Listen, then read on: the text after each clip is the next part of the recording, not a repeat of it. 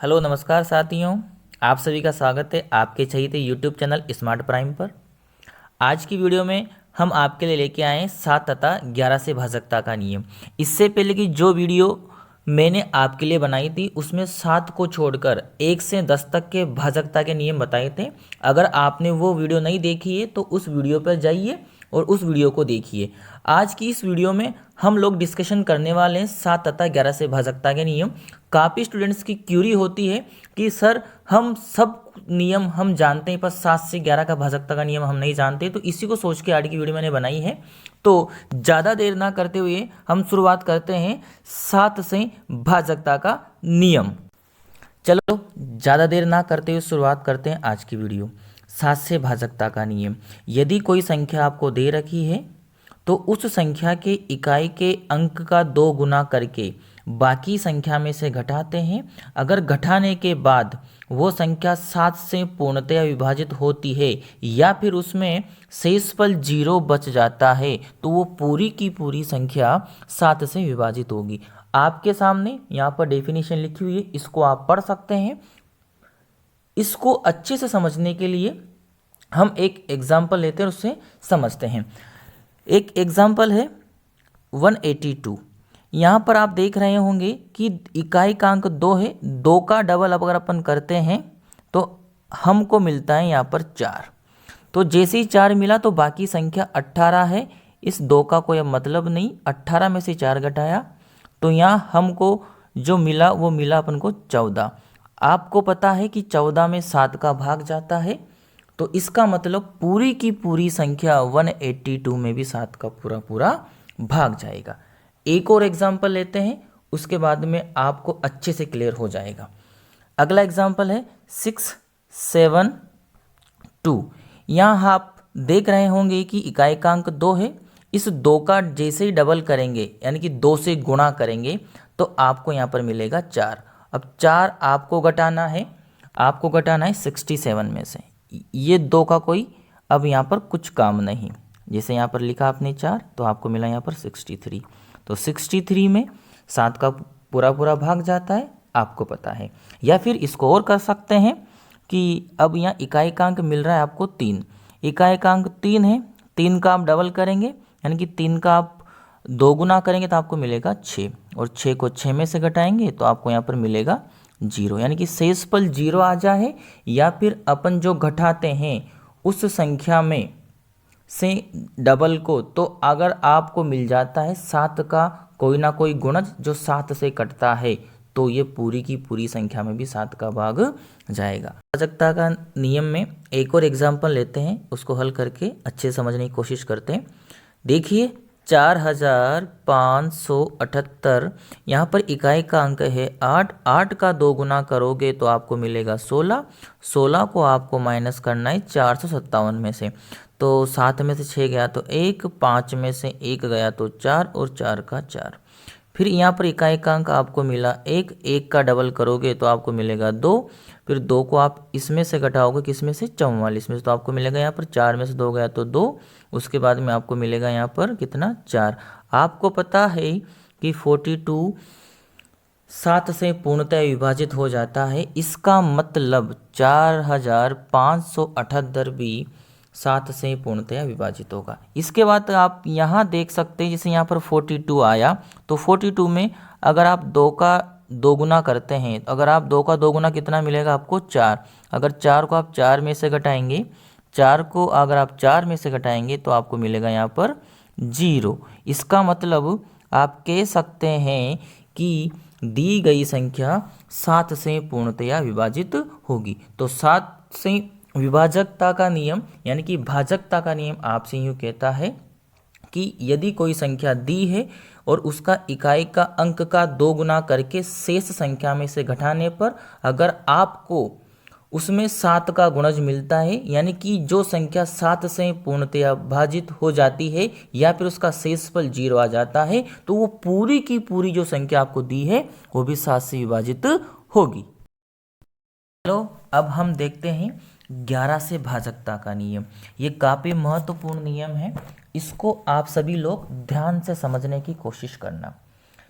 यदि संख्या के विषम स्थानों तथा सम स्थानों पर लिखे अंकों के योग का अंतर 0 हो, या फिर वह जो अंतर आपको मिले वो 11 से विभाज्य हो, तो वो संख्या निश्चित रूप से 11 से विभाजित होगी। यहाँ पर आपको ध्यान रखना है, सम स्थान तथा विषम स्थान पर लिखे अंकों का योग करना है, उसके बाद में उसका अंतर करना है। यदि अंतर अगर 0 आ जाए या फिर 11 से विभाज्य 11, 22, 33 इस तरह से आ जाता है, तो वो संख्या पूर्ण रूप से 11 से विभाजित होगी। यहाँ पर हम एक एग्जाम्पल लेते हैं, उसकी सहायता से समझने की कोशिश करते हैं। पहले अपन विषम स्थानों की बात करते हैं।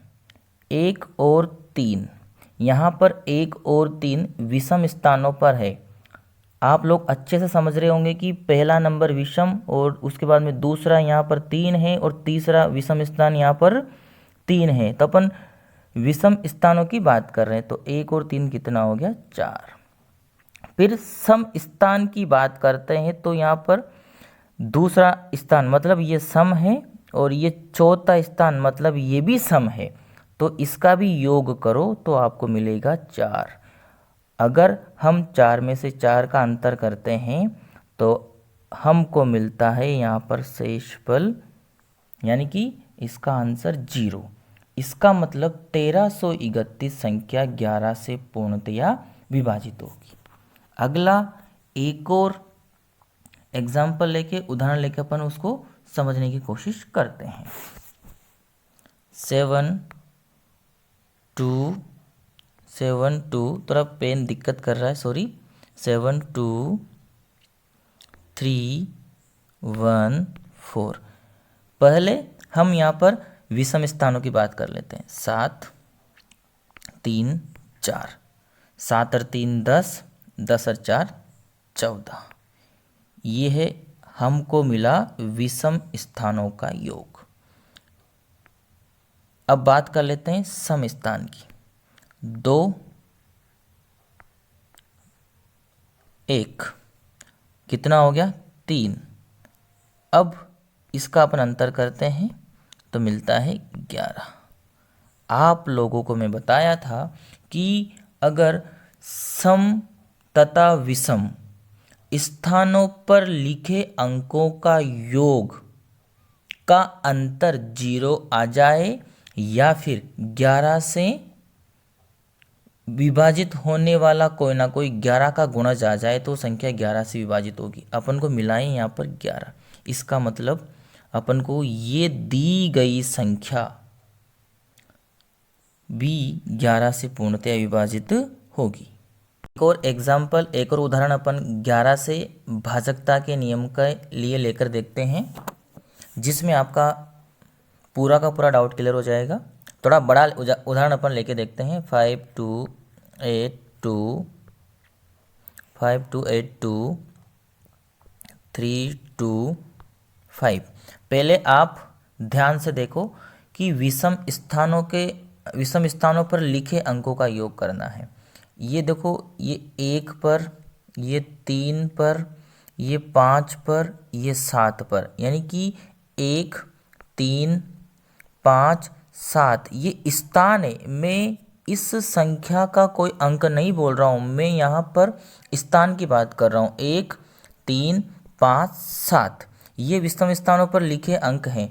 तो 5 और 8 कितना हो गया, 13, 13 और 3 हो गया 16, 16 और 5 हो गया 21। ये विषम स्थानों पर लिखे अंकों का योग है।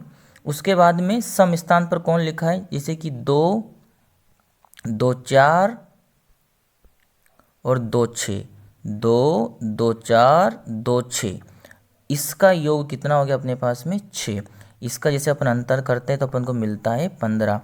अब इसका अंतर यानी कि विषम स्थानों पर लिखे अंकों का योग, विषम स्थानों पर लिखे अंकों का योग और साथ साथ में सम स्थानों पर लिखे अंकों का योग, सम स्थानों पर लिखे अंकों का योग। अपन को ना तो यहाँ पर 0 मिला है, ना ही हमको यहाँ पर कोई 11 से भाज्य वाला कोई गुणज मिला है।